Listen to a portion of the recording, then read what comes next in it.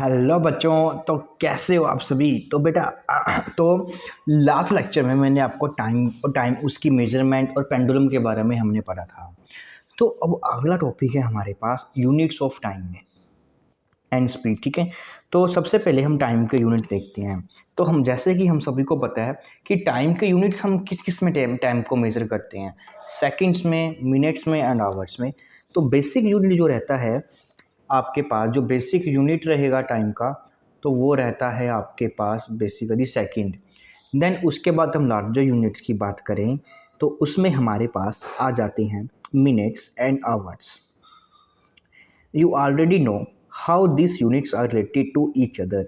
तो इन सभी के बारे में हमारे को पता है। 1 आवर में हमारे पास 60 मिनट्स होते हैं। तो एक बारी मैं आपको रिवाइज करवा देता हूँ।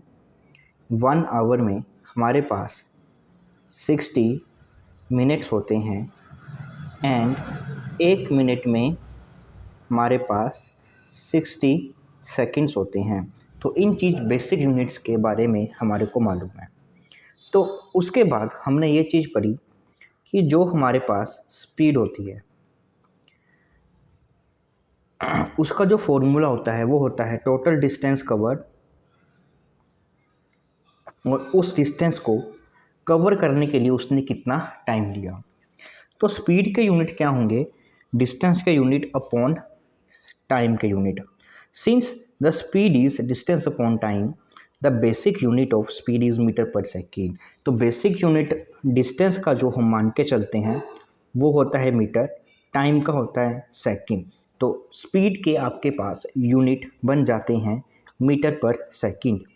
Of course it could also be expressed as in other unit such as metre per minute और किलोमीटर पर आवर। तो इनकी कन्वर्जन भी हम कर सकते हैं।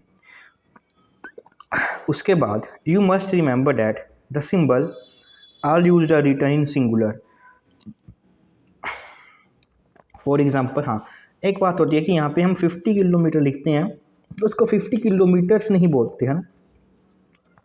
तो जितने भी यूनिट्स होते हैं वो सिंगुलर की कैटेगरी में ही आती हैं। 50 किलोमीटर नॉट 50 किलोमीटर्स, ठीक। 8 centimetre not 8 CMS। Bojo is wondering how many seconds are in a day and how many hours in a day. Can you help him? ठीक, तो इस चीज़ का आंसर है ना मैं आपको करवाऊँगा।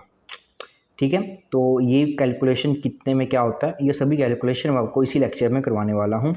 पहले हम थोड़ा सा अपना पार्ट जो है वो कवर कर लें थ्योरी का, फिर मैं आपको करवाता हूँ इसका आंसर। ठीक है, इसमें क्या क्या आप कर सकते हो ये आपको आगे वीडियो में मिल जाएगा।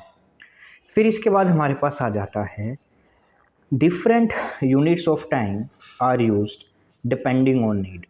तो टाइम के जो यूनिट्स हैं, जैसे जैसे टाइम की डिपेंडिंग ऑन रिक्वायरमेंट, उसी के अकॉर्डिंग इनके यूनिट्स लिए जाते हैं। For example, it is convenient to express your age in years rather than in days और आवर्स। तो अगर हम अपनी एज की ही बात करें तो हम एज को ईयर्स में ही काउंट करेंगे ना। अगर मैं एज को अपनी डेज में काउंट करूँगा या आवर्स में तो वो एक बहुत ही बड़ा नंबर बन जाएगा, तो वो काफ़ी इनकन्वीनियंट लगता है हमारे को। तो ठीक है, similarly it will not wise to express in year time taken by you cover the distance between your home and school. और उसी तरह से जैसे कि अगर आपको टाइम बताना है कि आपको स्कूल से लेके घर तक पहुंचने के लिए कितना टाइम लगता है, तो अब उस टाइम को आप ईयर्स में तो कभी नहीं बताते ना, या तो मिनट्स में होता है, ज़्यादा से ज़्यादा वो आवर्स में होता है। तो डिपेंडिंग ऑन कि कितना टाइम लग रहा है, तो कभी कभी उसका छोटा यूनिट यूज़ किया जाता है टाइम का, डेट इज़ मिनट्स आवर्स, है ना। अगर बड़ा है तो हम डेज, मंथ्स, ईयर्स उसके लिए यूज़ करते हैं।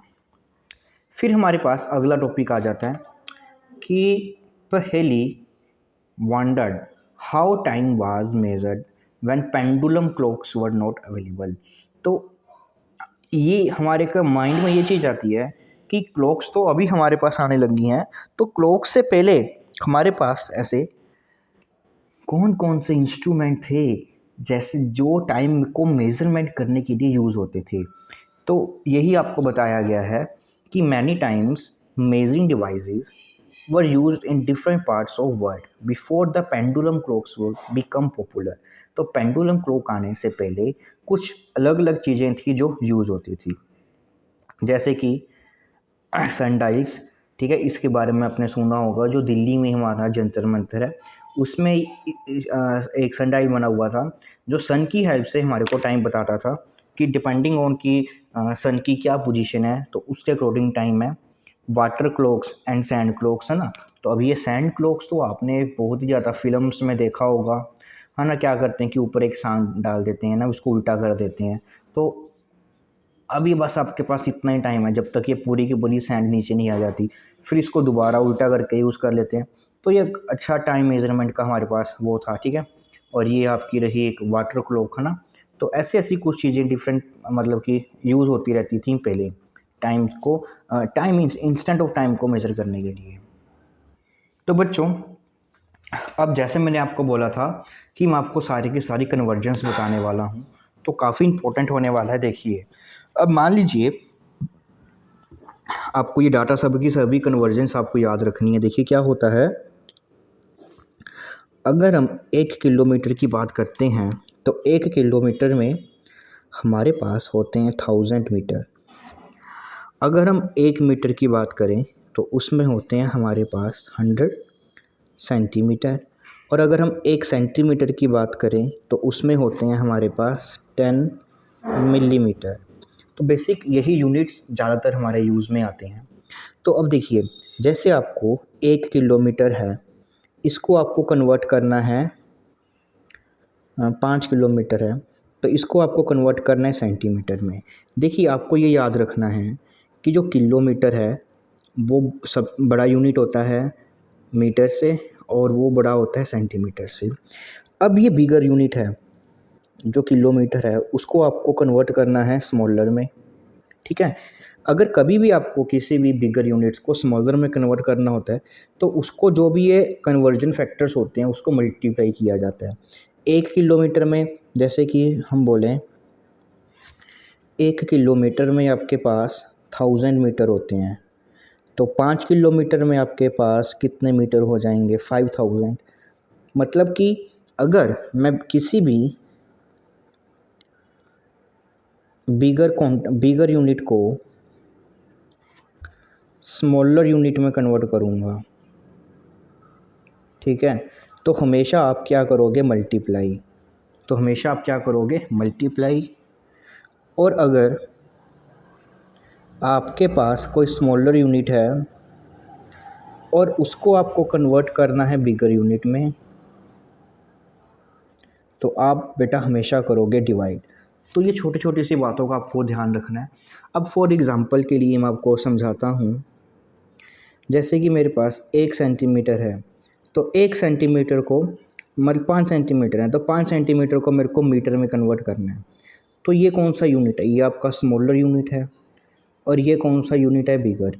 तो जब बिगर में कन्वर्ट करना है तो आपने डिवाइड करना है, और इसका कन्वर्जन फैक्टर क्या होता है मीटर सेंटीमीटर का, 100। तो हम करेंगे 5/100 मीटर, तो ये बन जाएगा आपके पास 1/20 मीटर, ठीक।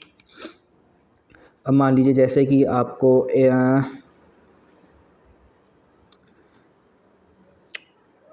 3 मीटर है, इसको कन्वर्ट करना है आपने सेंटीमीटर में। तो अब की बार हमारे को बिगर यूनिट को स्मॉलर में कन्वर्ट करना है, तो हमेशा मल्टीप्लाई होगा।